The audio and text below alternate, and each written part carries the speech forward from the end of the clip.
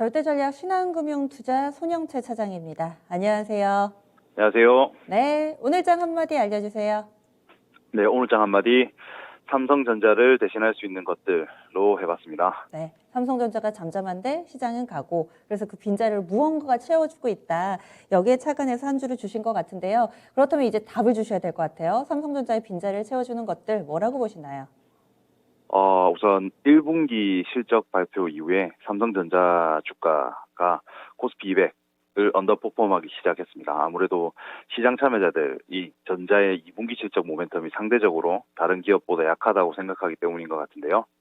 코스피 200 내에서 삼성전자 이익 비중이 가장 높았던 때인 작년 3월 19일 코스피는 저점을 기록했었고, 이때는 다른 기업들이 이익을 낼 수 있을지 의구심이 있을 때였지만 지금은 상황이 좀 다른 것 같습니다. 삼성전자를 확신하지 못한다는 말씀은 아니고요. 포트폴리오를 구성한다면 올해 내에 가지고 가야 할 주식이면은 틀림이 없어 보입니다. 허나 지금은 다른 대안들이 많은 장이면은 분명한 것 같은데요. 크게 두 가지를 보시면 좋을 것 같습니다. 첫째, 전자를 제외한 코스피 200 내 다른 종목들에 대한 관심입니다. 코스피 200을 벗어난 종목들을 가지고 지수를 만든다고 가정하면 우상향하지 않는다는 것을 알 수가 있는데, 그 말인즉슨 펀더멘탈이 아닌 타이밍에 의존하는 매매를 해야 한다는 말인데요. 실적에 근거한 매수를 가져가시되 전자가 아니라면 코스피 200 내에서만 종목 선정을 하시는 것을 추천드립니다. 남은 하나는 종목장의 조건이 갖춰질수록 가져야 할 코스닥 시장에 대한 관심인데요. 비교적 작은 규모 기업들이 새로 상장하고 상장 폐지되기도 하는 코스닥 시장 같은 경우에는 설명할 수 있는 변수를 찾는 것 자체가 쉽지는 않은 일인데, 증권사 리서치 커버 종목 수가 늘어나는 지점에서 코스닥 지수가 항상 상승하는 경향을 보여왔었고, 바로 지금이 그런 시기인 것 같습니다.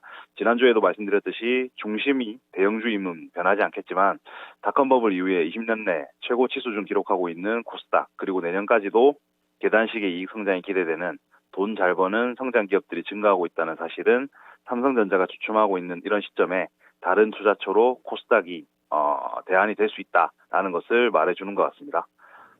네, 그러면은 오늘장 체크 포인트는 어떤 쪽으로 잡고 계세요? 네, 오늘장 체크 포인트 말씀드리겠습니다.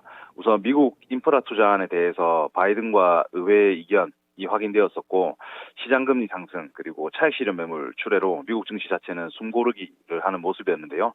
코스피 같은 경우 미국 선물지수 반등이 하단을 지지하면서 전일 저항을 받은 2300선을 돌파해서 강세를 나타냈습니다.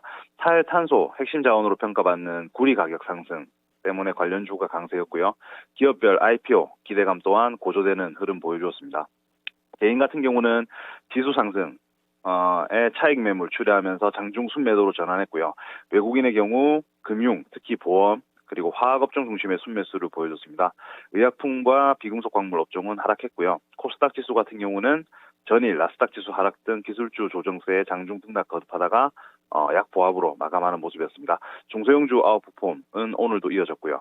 반도체와 바이오 주가가 상대적으로 주춤하는 동안에 암호화폐 관련주들 상승 전환하면서 금융업종이 강세를 좀 보여주었던 것 같습니다. 아시아 주요국 증시는 혼조세 양상이었습니다.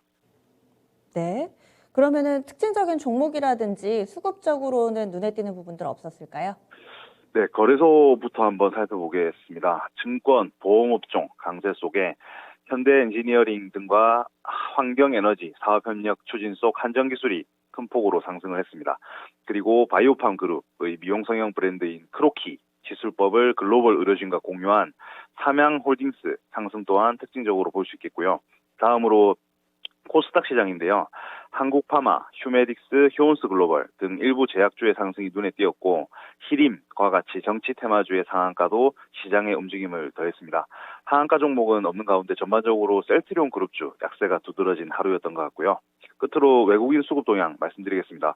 코스피에서는 네이버, 포스코, 삼성 SDI와 GS건설을 많이 샀고요. 최근 주가가 계속 오르는 효성그룹 내 첨단 소재도 160억 원 이상 순매수하는 모습 보여줬습니다. SK하이닉스, 기아, 삼성전자 등은 매도 상위에 이름을 올렸습니다. 코스닥에서는 CJ와 오스템 임플란트 순매수에 셀트리온 그룹주와 원익 IPS 그리고 전일 상승폭이 거셌던 SFA 반도체 등이 순매도 상위에 이름을 올렸습니다. 이상입니다. 네. 오늘은 어떤 특별한 경제 지표라든지 이벤트 이슈가 있다라기보다는 장중에 나오는 뉴스들 그리고 수급에 따라서 시장의 방향이 좀 결정이 됐는데 내일장에서는 어떨까요? 네, 내일장의 체크포인트 크게 두 가지로 나누어 봤는데요. 첫 번째는 주 후반에 예정돼 있는 ECB 회의입니다. 글로벌 시장이 표면적으로 여전히 긍정적인 성장률 컨센서스 유지하고 있지만 유로존 같은 경우 코로나19로 인한 락다운 재개가 이어지면서 상대적인 전망치 자체는 정체되는 흐름을 보였었는데요. 다만 백신 접종 상대적으로 빠르고 제조업 심리 지표 최근 호조를 보이는 것은 긍정적인 부분으로 보이고요. 3월 22회에서는 어떤 구체적 가이던스 제시하지 않았지만 PEPP, 즉, 그 팬데믹 긴급 매입 프로그램이라든가 하는 1월에 비해서는 다소 친화적인 제스처를 선보인 20이었는데 4월에는 아무래도 경기 낙관론 덕에 부담을 좀 덜 것 같습니다. 미국이 우선 버팀목 역할을 충실히 해주고 있기 때문에 유로 지역 하반기 이후 전망이 빠르게 개선되고 있는 것도 도움을 주는 것 같고요. 부활절 이후에 코로나19 확산세가 진정되기 시작한 것도 긍정적인 부분인 것 같습니다. 결론적으로 낙관 흐름에 찬물을 끼얹을 어떤 소식이 나올 가능성은 낮지만 자칫 22위원들 4월 회의를 다소 가벼운 마음으로 임하게 된다면 중국의 인민은행이 보여줬던 것과는 달리 글로벌 중앙은행 탈공조 시작으로 인식될 가능성이 있다라는 부분은 작게나마 경계해야 할 거라는 판단입니다. 두 번째로는 기술적 분석으로 본 시장의 모습인데요. 코스피가 3,200에서 3,266포인트 수준의 중요한 저항대에 도달했습니다. 지난 1월 11일 연중 고점대 형성 시에 큰 폭의 변동성과 높은 거래대금 수반했기 때문에 이 지수대에서 매물 부담이 클 것으로 예상이 되고요. 나스닥 종합지수 역시 이전 고점대 저항에 근접한 것을 확인할 수 있습니다. 이미 120일 이평선 수준까지 조정 후에 반등이라서 정고점 저항이 더 강할 것으로 전망이 되고 있지만 아직은 안정적인 상승 심리 기조는 이어지고 있는 것은 맞는 것 같습니다. 최근에 상승 과정에서 거래대금 15조 원 수준 꾸준히 유지해주고 있고 에너지 소모가 적다는 측면에서 보면 오히려 안정적이라는 생각까지 드는 상황인데요. 현재 20% 하회하는 코스피 변동지수 V코스피가 옵션 내재 변동성으로 구해지는 지수이다 보니까 장중 등락폭이 커지는 모습이 나온다면 이때에는 조정 가능성 또한 높아질 것으로 생각하고 있습니다. 한편으로는 최근 코스닥 지수 강세를 보이고 있는데요. 코스피 내에서도 소형주 지수가 대형주 지수에 비해서 강한 흐름을 보여주고 있습니다. 일반적으로 강한 상승 추세 이어질 때 대형주 지수 상대 강도가 좀 약한 편인데 소형주 지수 상대 강도가 지금처럼 강한 경우가 이어지게 되면 시장의 전반적인 상승세는 제한될 확률이 더 높다고 보고 있거든요. 그래서 코스피의 단기 상승세는 유효하지만 2018년 초와 같이 흐르는 흐름 또한 염두에 둘 필요는 있다라는 말씀입니다. 결국에 크게 대세 상승으로 가려면 대형주들이 움직여줘야지 중소형주들의 힘만으로는 앞서 2018년에 우리 증시가 경험했던 것과 같은 가능성도 열려 있다. 이렇게 또 얘기를 해주시네요. 그러면은 내일장 향후의 투자 전략 어떻게 세워봐야 될까요? 우선 지난주 대비 코스피 순이익 예상치가 0.9% 정도 상향이 되었는데요.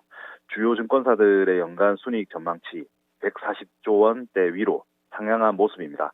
특히 정유, 철강, 기계, 건설과 같은 경기 민감주는 상향.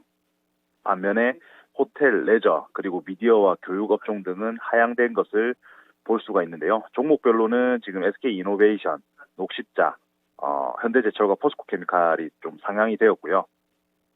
하향 종목에는 강원랜드, 한국전력, 항공우주, CS윈드 등이 이름을 올렸습니다. 지금 2021년 기업이익 예상 경로는 연간 기준으로는 작년 대비 증가하겠지만 1분기 증가율을 정점으로 하락 전환할 것으로 예상을 하고 있는데요. 과거의 경험 토대로 향후 투자 전략의 아이디어를 찾을 수 있을 것 같습니다.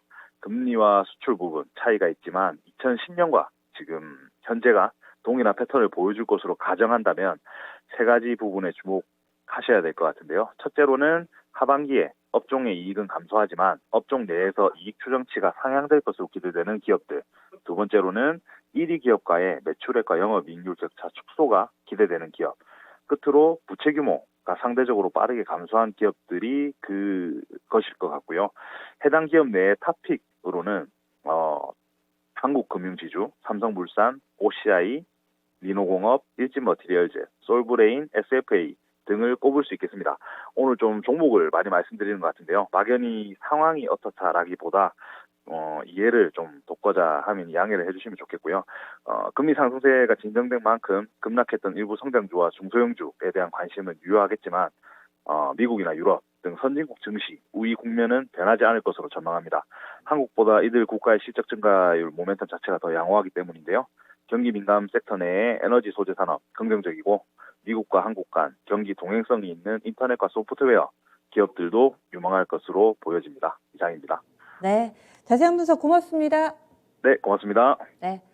확실한 이런 기준을 잡고 여기에 따른 해당 종목군들 제시를 했습니다. 뭐 리노공업이나 삼성물산 이렇게 종목명이 상당히 많이 나왔는데 놓치신 분들 굉장히 좀 빠르게 지나가서 좀 놓쳤다 하시는 분들은 저희 유튜브 들어가셔도 되고 이토마토 홈페이지 들어가 보셔도 되고요. 영상 다시 보실 수가 있습니다. 그러면서 또 필요한 종목들은 받아 적어 놓으시면은 매매하시는데 훨씬 더 수월하실 거예요. 그래서 절대전략 토마토 투자클럽의 손영채 네, 신한금융투자의 손영채 차장과 이야기를 좀 나눠봤습니다. 이렇게 해서 저희 준비한 내용들 모두 전해드렸습니다. 유가증권 시장이 3개월 만에 종가 기준 사상 최고치를 썼습니다. 오늘 막판에 외국인의 힘이 더욱더 강력하게 유입이 됐는데요. 장중 기준 최고치까지는 이제 1.4% 정도밖에 남지 않은 상황입니다. 막연한 두려움보다는 우리가 가진 내재적인 그런 실적이라는 이익 모멘텀 상향이라는 부분을 좀 믿고 가보시면 어떨까? 요즘 이런 생각을 좀 하게 됩니다. 남은 시간 잘 활용해 보시고요. 그러면 진짜 쉬운 진단에서 종목 진단 잘 받아보시길 바랄게요. 지금까지 다양한 투자 판단에 대한 도움 말씀드렸고 종목의 상승과 하락을 보장하지는 않습니다. 내일 뵙겠습니다. 고맙습니다.